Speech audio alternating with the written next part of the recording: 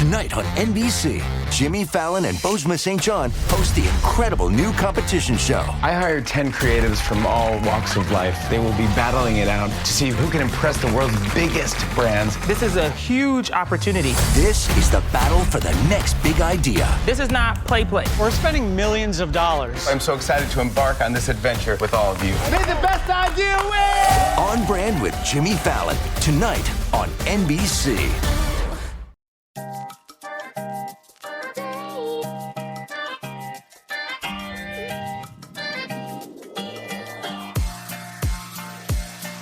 Welcome to Season 2 of the Recruiting Book Club. I'm Carmen Hudson, and I wrote a book about recruiting last year and discovered that there are many other recruiters who have put their thoughts to paper and are happy to share what they know about recruiting. I'm excited to share these conversations with you. I've talked with TA leaders and TA professionals who've written books about what's happening in our profession. So why don't you buckle up as we hear from the best in the business. Welcome to Jennifer Tardy. It's so funny. I don't know Jennifer, and I feel like I should because we have been in TA for so many years, and I feel like I should know everyone in TA, but of course I don't. So I'm excited to have this conversation today. I'm excited to have you share your story, which you have so brilliantly shared in your book, Equity Edge, as is showing. I have my copy here. And I am just thrilled to have you on the Recruiting Book Club. I'm excited every time anyone writes a new book on recruiting, and yours is brand new. I usually don't get that opportunity because usually some time has passed, but we've got you right here within weeks of having published, right? Yeah, thank you for having me. Yep, the book actually came out on the 17th of June. So this is fresh and new. Yeah. It's so exciting. It's so exciting. So congratulations. So the first thing that we'll do is I would love to have you introduce yourself. Tell me a little bit about your recruiting career and tell me a little bit about your most recent career as well. And I think it's a combination of recruiting and other things. And I want to hear about both the other things and I want to hear a little bit about your past. Well, that's a great question. And I always love when people make the connection to the other serial entrepreneurial side of me. Yes. I tend to forget because I'm so laser focused. So I tell people all the time, I grew up in recruiting. I started off as a recruiter, moved all the way up to leading recruiting leaders.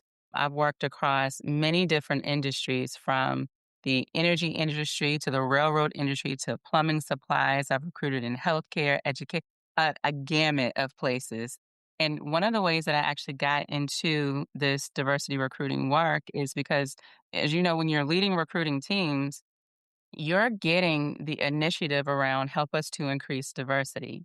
And so one of the things that I would always try to do is to go out and find training that I could bring to the recruiters to learn about how to think about diversity recruiting so they would lean into this work just effortlessly. But I would go out and take the training first myself to see if it was Interesting. You know how they say, like, you want to have a person that can go 3 questions deep. Yes. And what I found is that a lot of the training was very superficial.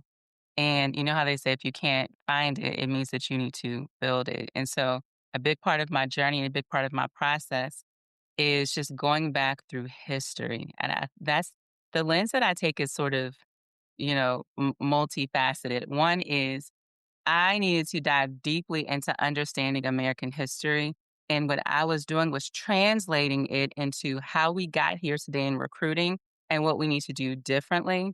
And then the other layer that I put on top of it is I try to call people in with how I teach this stuff rather than calling people out. Not saying that that's a bad thing to do, to call people. It's just not my ministry. I want to call more people in so we can have deeper conversations about this so that we can just do the good work.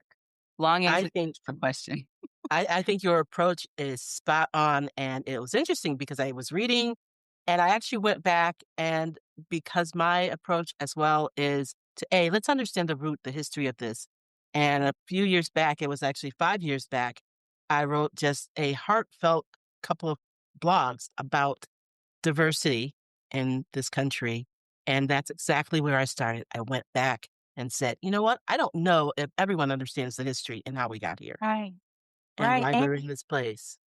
Right. And so, because one of the light bulb moments for me was we didn't just wake up one day to underrepresentation. Yes. There are some really strategic, concerted efforts that got us here. And we have to understand that first before we try and shift something. And another light bulb moment is, oh, the hiring process isn't broken, because people will say, oh, it's broken. No, it's doing exactly what it was created to do centuries ago. It was Right. created to exclude people in order to advance other groups. And so we're just trying to we're just trying to create a shift in a Yeah, more effective direction that includes us all. So that's fantastic. Tell me a little bit more about what you have been doing very recently, and you have another business as well. And if there's a connection and a tie, I'd love to hear that. That's fantastic, I think.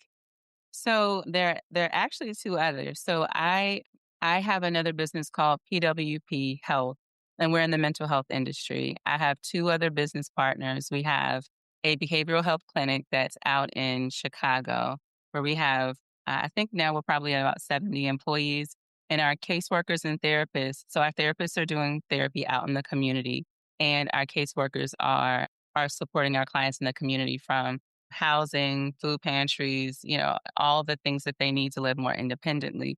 And what's interesting is a lot of my perspective, whether I'm trying to or not, it's an intersection of how do we think about mental health and how do we think about the impact of where we are today with a lot of the unraveling of DEI. And so constantly, and I find myself now more integrating the two messages. So Wow. once I begin talking more to job seekers again, because that's a part of JTC, we talk to job seekers too. I'm going to start talking more prominently about the intersection of the two.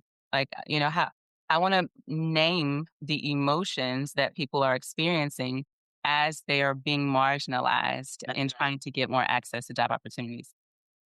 And then the most recent business that I am working on, they're all social impact. And I didn't even realize how they're all like connected to like helping people. But I really believe in living a sweet life. And a sweet life to me is one where you can really genuinely taste the fruits of your labor. And so I've created a business called Echo Mom because what I've realized is that a lot of us are just naturally nurturers. And we naturally give of ourselves to a lot of people, but who's nurturing us? Right. And so I actually have an Echo Mom in my home where her focus is to help me in the home in all the ways that I need her support. And she can anticipate my needs and things like that so that I can show up better as a mom for my kids.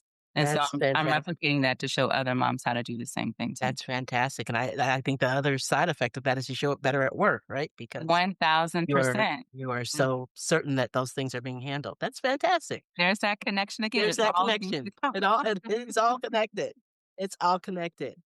So let's start with why you decided to write a book, how long it took you, and what do you expect as a result of having written this book? I want part of this show is always to encourage other recruiters to write their stories. I think that we need to share a lot more about what we do with the world and document it and have it there to be on call for any other recruiters who want to leverage it. So, I wanted to thank you for asking that question. I wanted to make this information more accessible. So, in Jennifer Tardy Consulting, we have a training program, where we go into how to find, attract, engage, select, all of those things through the lens of increasing diversity and doing it without harm.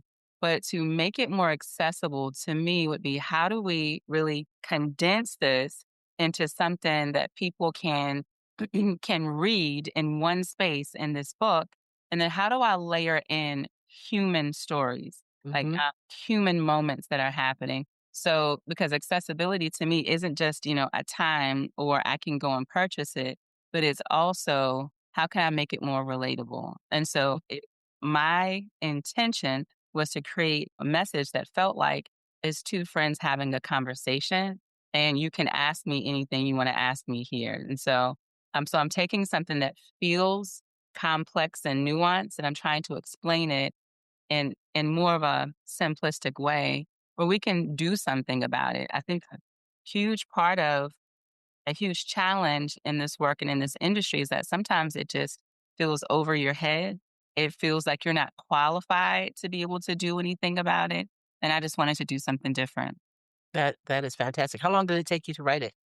So, well, it's so interesting because we also have to think about the editing. It took me less time Yes. to write it, That more time to edit it. 100%. 'Cause And then you set it aside and you go back and you go, "Oh my god, I need to rewrite all this." And then it was a matter of, "Let me just push this out." Because you know it's yes, you know it's so interesting with this journey.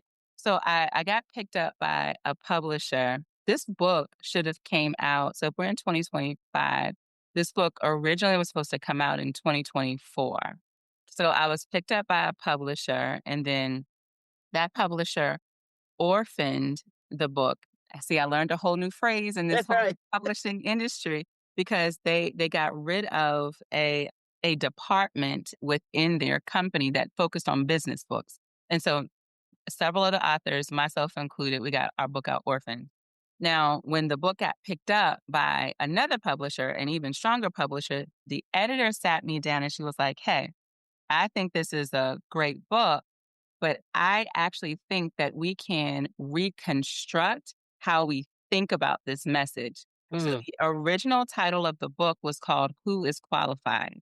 mm, Right? And I wanted the reader to think about this question of how we view who's qualified in our lives, like how we view who's qualified to work at our job, to get a promotion, but even outside of that, mhm. how we view who's qualified to be my partner in life, my business partner, my romantic partner. And so it permeates through everything. So then when the editor sat me down and she was like, "Hey, I think we can reimagine this. I think that we can talk to job seekers and we can talk to hiring leaders and whatever else she was saying." And I was just like, that sounds fascinating. My Right. mind won't let me figure out a roadmap to get there. So, to your question, that editing part, when she and I sat down to rewrite from a whole new perspective, that probably took me probably about 6 months. But then Yeah, when you look at, the full process of you have to go through other edits, probably a year. And I mean, yeah. yeah, so That's a what lot. most of the authors that I sit down. I've had that one author who is prolific and he turns things out in a very short period of time. But most people say it's taken them, if they were to add up all the time that they spent, it took a year. So it takes that thinking and rethinking and really thinking through Yeah, what you want to share and how you want to share it. So I think you've done a fantastic job. thank So you. I want to start. Got all my notes here in the book here. I want to hear a little bit in the beginning. You write about no person is diverse. Love Yeah. for you to expound a little bit on that. So I like to think about things at its most basic. And I would be working in corporate America and I would hear someone say, "We just hired a diverse person," or, you know, this, diverse hire over here. And I was like, well, let's just go back to the this was even it was so normalized and so Right. accepted that I began thinking, The "Hey, language. this is a part of the challenge here." And I even talk about in the book how language is so powerful. It has the ability to either move us all forward or leave some of us feeling left behind. And how we're using the word diverse to other individuals was a challenge. And so I had to open up the book with it that I am not diverse. There's nothing inherently diverse about me. I, by myself, cannot be diverse because if diverse means different, who am I as an individual different from? And Uh, wouldn't that make them diverse as well? correct, correct. And even you, so diverse has to be within a collective. It has to be more than one. And if we begin framing this conversation this way, we can now begin to understand that diversity includes all of us, everybody. Diversity includes all of us, but underrepresentation highlights the gaps, Love it. Love it. so Love it. So you wrote this book in an in between time, and we've come to a different time. And Woo! this is not in the book, but I just, in my mind, I'm like, we've got to talk about this. Please, let's have it. Let's have this conversation. Yes. Everything that I hear, everything that I see now is almost divided. There's a guy that pops up on my Instagram. I don't have TikTok, but he's probably from TikTok. And he talks a lot about this company supports diversity and this company does not. And here's where you should spend your dollars and et cetera, et cetera. That has occurred within the past 6 months, 7 months. So I'd love to hear from you, your response, your reaction to the environment that we're currently in. Oh, the landscape is entirely different. And, I remembered having conversations even with the publisher on, how should we approach this? Because I'm sure yes, you've written books and things as well. So I'm sure you know that the actual, from the moment the book is written to the time it actually gets out into the world, there's Yes. a lot of time that happens. For me, it was about 6 months, and, oh, did the world change within that 6-month time frame. And so, one of the things that I really needed to get ahead of is how can I help how can I do my part to help my community understand what's happening and how to navigate it? So, it wasn't specifically about how do I get my book out?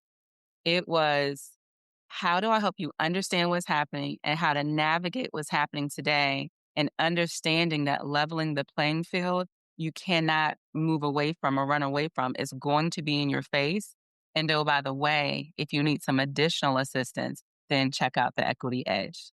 Right. So it was, there was so many other things that needed to be discussed, but Yeah. it was like, oh, but don't forget that if you need some additional support, this this can address that. One other thing I want to say too is that I still to this day believe that our mission helped us to prepare for what's happening in today's landscape. Mm. So we help workplaces to increase diversity and retention without harm. And there's almost like a dot, dot, dot without harm. So that those two words without harm forced us to think about how do we do this work of increasing diversity without making people feel tokenized, left out of the conversation, bringing more people along. So we've already had to think about how do we navigate a space where more people feel like they can still lean into this conversation. Mhm. And so for me, this book just, it helps to move this conversation forward. And, we just have to keep it in a more human focus. So it, do you want me to go further with this? Because I No, have more to, I this could is keep talking exactly what about I this. wanted to hear from you because I think it needs to be said. I think it needs to be explored. I think there's so much fear around this. And I'm working on developing some training for someone right now, and they are afraid to have this conversation with their team of recruiters. And I'm like, your recruiters have feelings. They have things they need to and want to express. So let's get it out on the table. The And environment may not look the way that we want it to, but let's talk about that as well. yes, yes, I completely agree. And avoidance doesn't prevent, it doesn't change the elephant in the room. And I've said to people, I actually wrote about this in an article, to try and get rid of DEI without having another solution for the needs within the workplace today.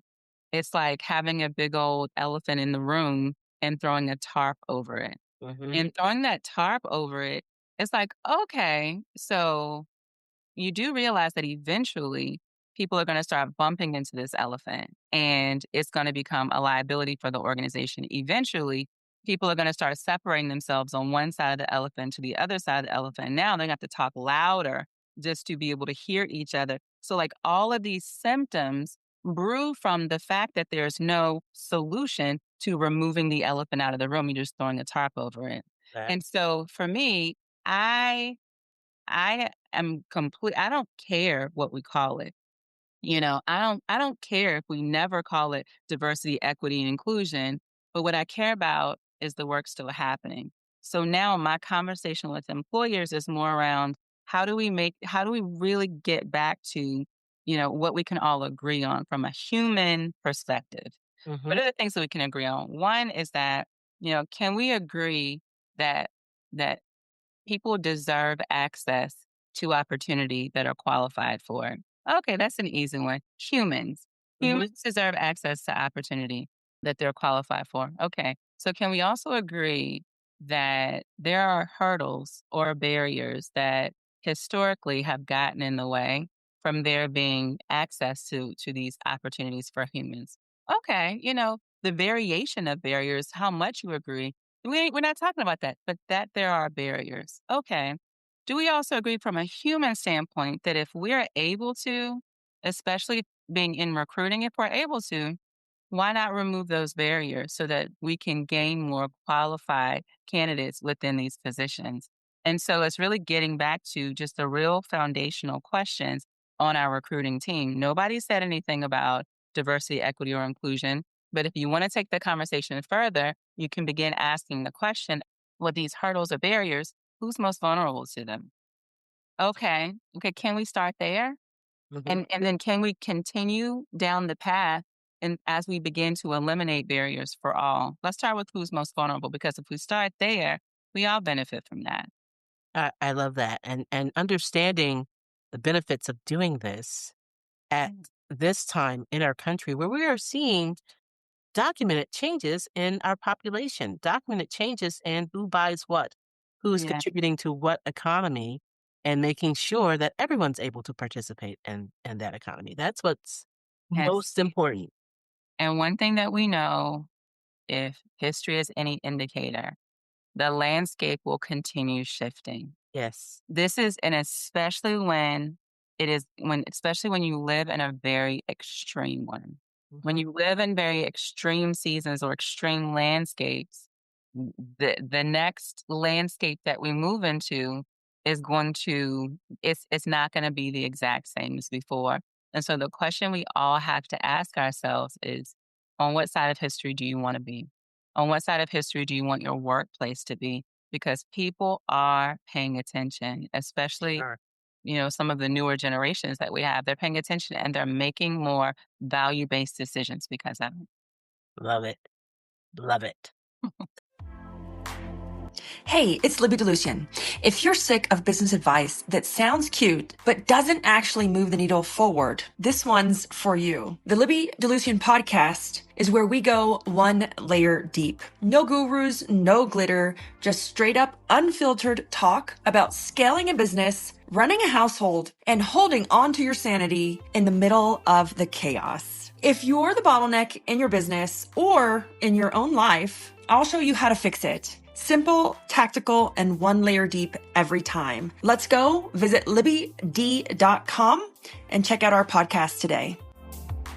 So a little bit later on in the book, you say ending bias is similar to or equal to ending hunger.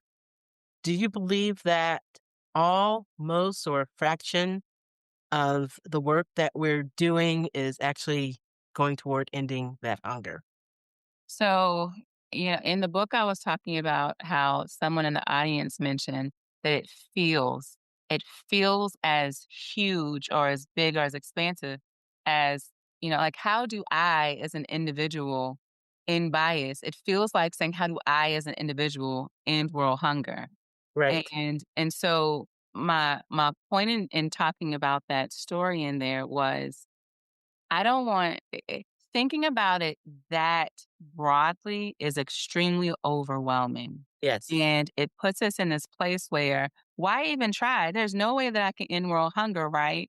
But one of the things that I often encourage people to do, especially recruiters, is you look at the position that you have today and you ask, what influence do I have in my position today? And what can I do? So if everybody's thinking in that way, it goes back to, the one bite at a time, right? Right. And so even with recruiters, I'm sure you've seen it as well too.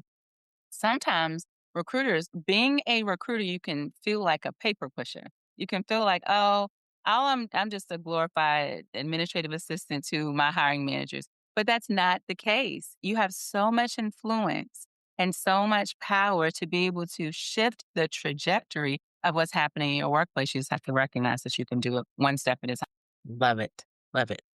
So you have three principles that you outline that are designed to make peace with your own learning. And I love this. I'd love for you to tell me a little bit about the three principles and why you included that and why that's important to us as recruiters.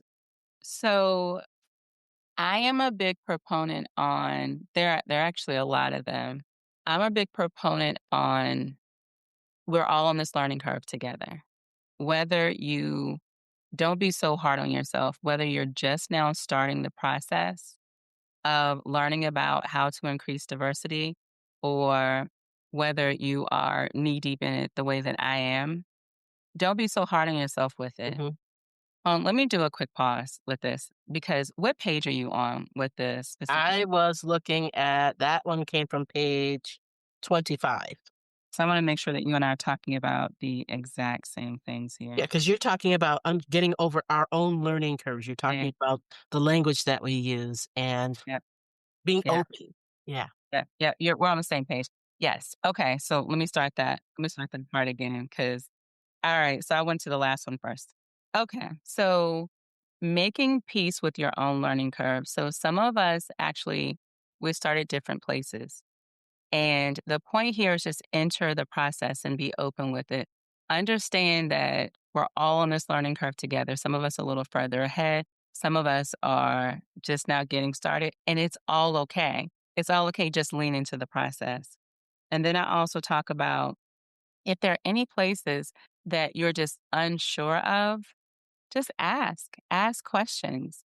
And I think just in life in general, that there are a lot of people that are afraid to feel like they're asking a dumb question. But Mhm. how are you ever really going to get the answer unless you ask the question? And then I talked a second ago about how language is so powerful that it has the ability to move us forward or leave some of us feeling left behind. I really want people to understand that there's a power in using effective language. You don't hear me thinking in term or hear me saying things like that's the right way to say it or the wrong way to say it because that's not where my mind goes. My mind thinks of effective versus ineffective. When you're using effective language, people are moving in a direction more positively. When you're using ineffective language, people are moving in a less positive direction. And so it's not right or wrong. It's like, how do we move more effectively in the way that we want people to go, which is toward creating a level playing field? Love it. Love it. I think that's a great foundation as well as you're thinking about building whether or not you're looking at intentionally increasing diversity in your organization or other types things that we do within recruiting to improve our results. It really does. It lays a great foundation for doing that. So a little bit further on, as you're really diving into the work that we do as recruiters, you talk about the greatest challenge or how someone should look and behave to demonstrate their qualifications. So if we've got a candidate, what as recruiters we expect. Can you expound a little bit more on that? Yeah, the greatest challenge we face as recruiters and hiring managers is how is the lens through which we view who is qualified and who isn't qualified. And it's just if we're able to really unpack this question of who is qualified and acknowledge that how we answer it can often be filled with biases, then we'll be a lot further along. So it's kind of like when we were talking in the very beginning about how much that question permeates everything that we do.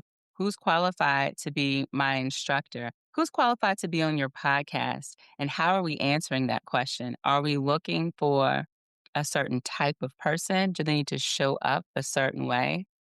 Often, I ran across this article a long time ago that talked about how when people look at this idea of professional, that what professional really means is how close are you to a heterosexual white male, Mhm. right? A cisgender heterosexual white male. And the further you are away from that model, the less professional you may be perceived.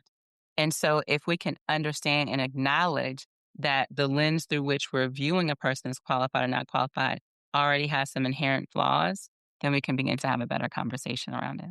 Love that. I'd love to hear just some examples of your having gone through those types of conversations with hiring managers, hiring leaders when you were a recruiting leader. Any if there are any examples that stand out to you. So I will give you an example, but one of my favorite ones that I didn't specifically have then, and I'll explain to you in a second.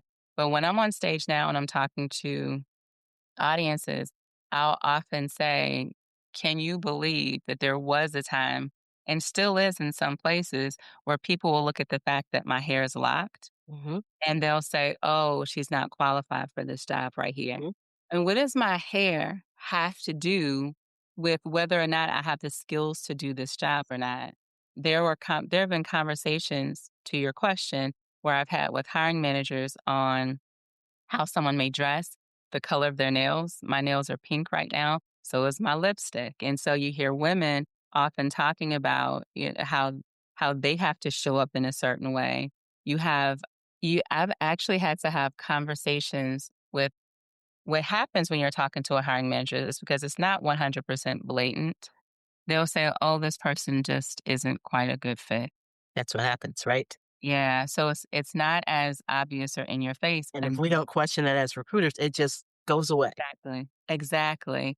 And then if you ask them to unpack it, therein lies the questions. And so one of the things that I've always shared with our recruiters is to then ask, well, which of your qualifications are you saying that this person doesn't meet based on why based on what you just gave me, the example that you just gave me. So let's even talk about my hair. If you don't think that my hair is appropriate for this workplace, okay, which one of the qualifications does it suggest to you that Jennifer can't meet or Right. does meet? And should we update our job description? And should we update our and if you can start having those conversations with hiring managers, it'll be great. But many recruiters aren't taught to be advisors. They aren't taught how to advise the hiring manager. You're taught to be easy to do business with, which is another big challenge that in my training we try to talk people through.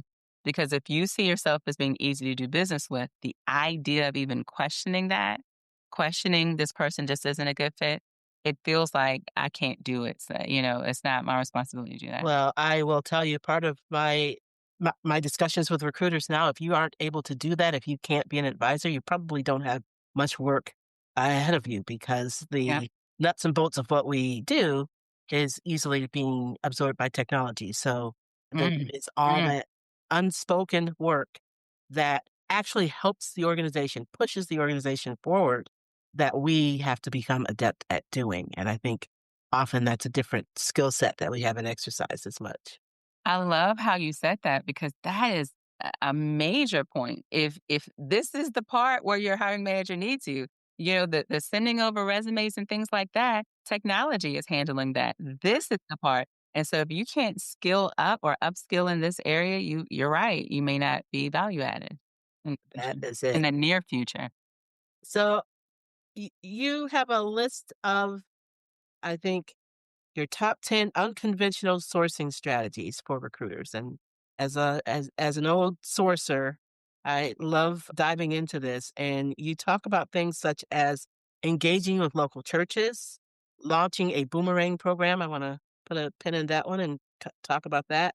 Collaborating with DEIB officers at nearby college campuses. I don't know how many people actually put their time into that. What other kinds of things and why are these kinds of activities, what kind of gains can you expect? And why do you think we don't do them, even though we know that we should be doing it? Mm. Well, I'll start from the back and come forward with the conversation. Why don't we do them? As a recruiter, just having been a recruiter myself, I know how easy it is for us to be programmed into how we go about our search. And we do the same things that have given us success over here with this one population. And now we're thinking that those same things are going to work with every population. And it's conditioning and to the change management of it. it's just hard to get people to change how they go about doing what they do, especially if you're a busy recruiter. So let's start there. Now, going back to one of my favorite sourcing strategies is around partnerships with churches, specifically mega churches, because I don't think a lot of people realize that church congregations having the members of your church employed benefits the church just as much as it benefits the workplace as well too. And so many churches are building out career ministries or would be open to building career ministries. And so if those churches are in your footprint and in your background, you can create a mutually beneficial partnership and relationship with them. It could be it could definitely be a sourcing funnel for you.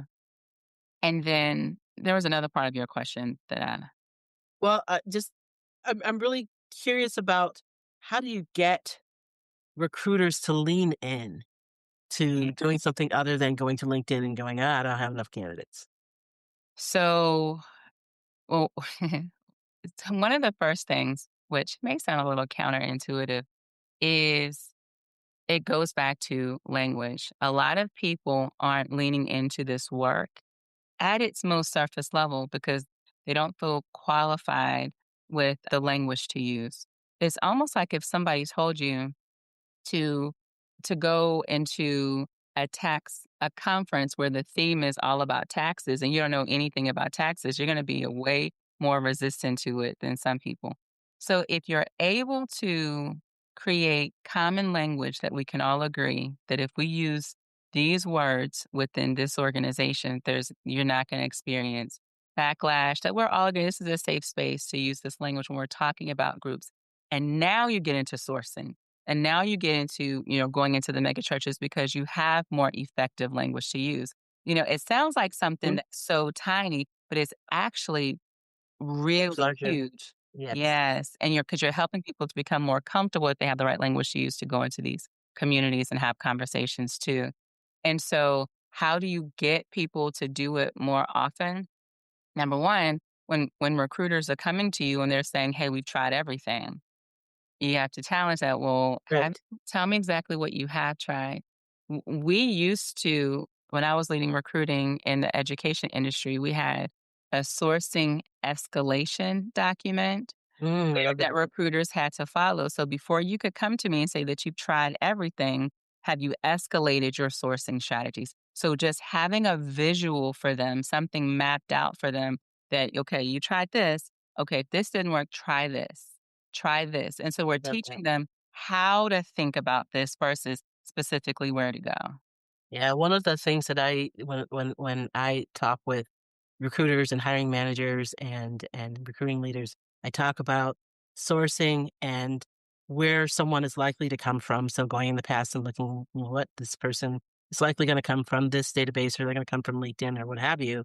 But Yeah. also using a little bit of time to try something new or unusual or an unusual site, just to A, expand your sourcing capabilities, and B, expand your audience. So the idea, Yeah. I think there's so much more that you can lean into around building out around whether it's a church congregation or another larger group, around sharing your services that are, that's just generally helpful. That's just great. And it can be helpful for both sides. I just love that idea.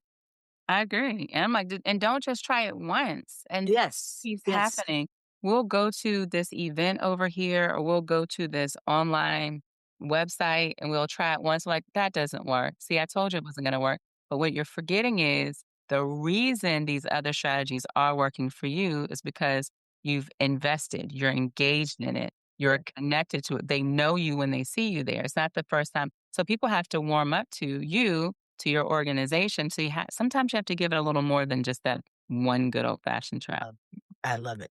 So you're right. The greatest challenge in TA is how someone should look and behave to demonstrate qualifications, and just that key piece of it, and helping people understand that is what's most important, and that's what you'd like recruiters to walk away with. Can you expound on that a little bit? Yeah. So if we're so caught in how someone looks and how they behave, Eventually, not even eventually, let me answer this in a very different way. I've consulted with organizations before who have said, hey, we've done so much great work around inclusion. I cannot understand why some of our employees are still unhappy, why they're still disgruntled. And then I'll say, because they're watching as their peers who are equally or lesser qualified get access to other positions that they don't have access to. And what it's forcing your employees to ask is, who do I have to be to get into your company, or who do I have to become to get a promotion in this organization? And all of it is signaling to them that I need to show up, I need to behave as in what could be inauthentic to me already. So me showing up as my authentic self and working hard hasn't been the formula. And so who do I now have to become? Because with all of your inclusion, it's still not doing anything to positively level the playing field. Which is where we start talking about equity. The reason why your employees are still upset is because you focus so much on inclusion, but you've forgotten about equity. Love it. Love it. We are almost at time. I told you this. Flies. Oh my goodness. It does, because these conversations are important and we go deeper. I think I write these questions and I think of, like, there's going to be a one-line answer and there's like a 3-paragraph answer, because these are deep and important issues. I would like to really focus our last part of our conversation. You provide a checklist on proof of inclusion. I'd love to know why you included it as a checklist, and what, if I were to look at this as an employer, what should I walk away knowing about myself? Yeah. So I'm always trying to give people something to start with. And so I want workplaces to understand what many job seekers, not all of them, because marginalized groups aren't a monolith, but sort of the conversations that they're having in their mind as they're trying to gain proof that your organization cares about this work.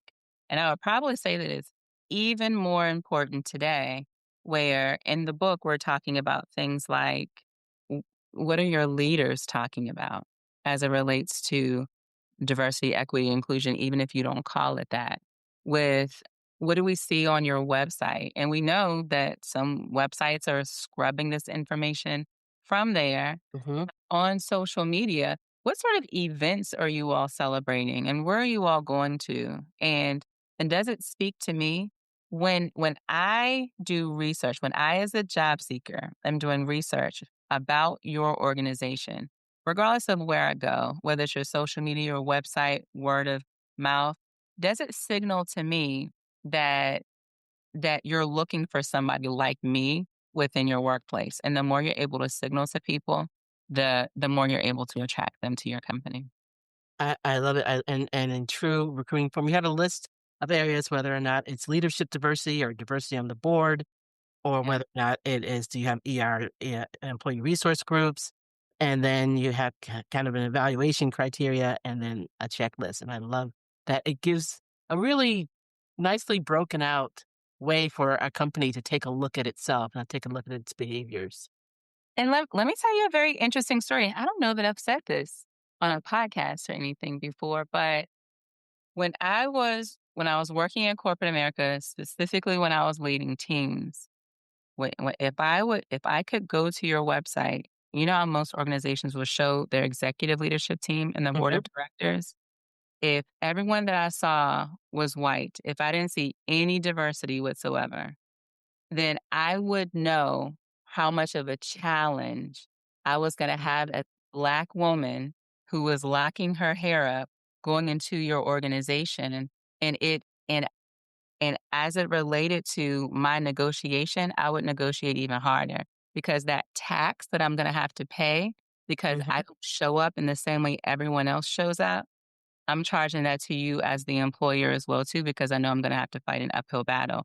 And every single time I walked into organizations, it was an uphill battle, because the lens through which I see and show in the world and how I show up at work is very different from how, other groups may see and show up at work as well too. And Love I'm not the only one that looks at it that way as well. I love that you describe it as the tax that the employer will have to pay. And Yeah. I don't know that many employers realize that extra tax that they're paying Yeah. in a lot of different I'm ways. I'm taking that tax and I'm forwarding it over to the tax that comes to me, and I'm forwarding that over to the employer. Love that. Love that. Yeah. And this conversation has gone by way too quickly. I don't know how that happened. So we will likely have to talk again. So I really appreciate your joining us. I want to make sure that everyone knows how they can reach you, how they can reach you for consulting engagements or any other way, anything that they like to share. And I'd like to most definitely encourage people to go out and pick up a copy of The Equity Edge. I have a hard copy version, which is available on Amazon. Yay! Thank you for saying that. And I appreciate you for having me here. So if people are looking for me or the book, they can find me at jennifertardy.com, or I spend most of my time on LinkedIn. So you can find me at Jenn Tardy on LinkedIn as well too. We have a newsletter. It's a free newsletter on LinkedIn called Increase Diversity. I think we're at over 300 Love it. newsletters and almost over 80,000 subscribers too. So, jump in, join in, tell us what you want to hear about next. Love it. Love it. Well, thank you for appearing on the Recruiting Book Club. Congratulations on publishing the book. And I wish you continued success in all the work that you do. Thank you, Carmen. And same to you too. Thank you. Thank you. Every minute your finance team spends wrestling with data is a minute lost. Insight Software's AI-powered insights instantly move you from complexity to clarity. Automated analysis, real-time reporting, strategic recommendations, all at your fingertips. Transform how your finance team works and watch your business grow. Stop wasting time. Start making smarter decisions. Learn more at insightsoftware.com/AI.